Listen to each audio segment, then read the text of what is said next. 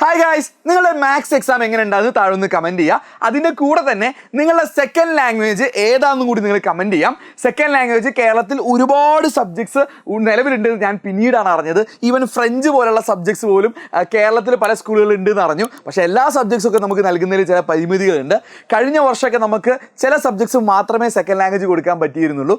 എന്നാൽ ഒരുപാട് പേരെ റിക്വസ്റ്റ് പ്രമാണിച്ച് ഏറ്റവും കൂടുതൽ കുട്ടികൾ പഠിക്കുന്ന 5 സബ്ജക്റ്റ് നമ്മൾ സെക്കൻഡ് ലാംഗ്വേജ് +2 വേണ്ടി ഇത്തവണ എജ്യൂപോർട്ടിൻ്റെ ക്ലാസ്സസ് ഉണ്ട്. മക്കളെ, നമ്മൾ എന്ത് ചെയ്യുന്നുണ്ട്?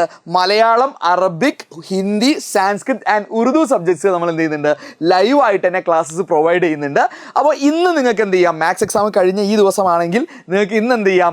ഇന്ന് നിങ്ങൾക്ക് വേണ്ടിയിട്ട് എല്ലാ ചാപ്റ്ററിൻ്റെയും സമ്മറി ഏറ്റവും കുറഞ്ഞ സമയത്ത് നമ്മൾ ലൈവായിട്ട് ഡിസ്കസ് ചെയ്യുന്നുണ്ട്. 7:30 മണിക്ക് നമ്മൾ ലൈവ് സ്റ്റാർട്ട് ചെയ്യുന്നുണ്ട്. നിങ്ങൾക്ക് എപ്പോൾ വേണമെങ്കിലും കാണാം കേട്ടോ. ലൈവായിട്ട് കാണുന്ന ഒരു നിർബന്ധമില്ല. ഇതിൻ്റെ നോട്ട് നമ്മൾ പ്രത്യേകം ശ്രദ്ധിക്കുക. എജ്യൂപോർട്ട് ആപ്പിലാണ് നൽകുന്നത്. സാധാരണ പോലെ വാട്സപ്പ് കമ്മ്യൂണിറ്റിയിൽ നമുക്ക് സെൻഡ് ചെയ്യാൻ പറ്റുന്നില്ല. പല മെസ്സേജും ഡെലിവർ ചെയ്യാത്ത പ്രശ്നമുണ്ട്.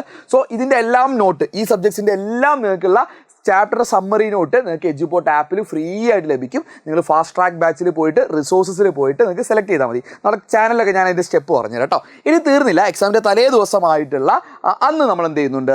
നമ്മൾ ഷുവർ ക്വസ്റ്റ്യൻസും ഡിസ്കസ് ചെയ്യുന്നുണ്ട് കേട്ടോ. അതും നമ്മൾ എന്ത് ചെയ്യുന്നുണ്ട്? നമ്മൾ ലൈവായിട്ട് തന്നെ ഡിസ്കസ് ചെയ്യുന്നുണ്ട്.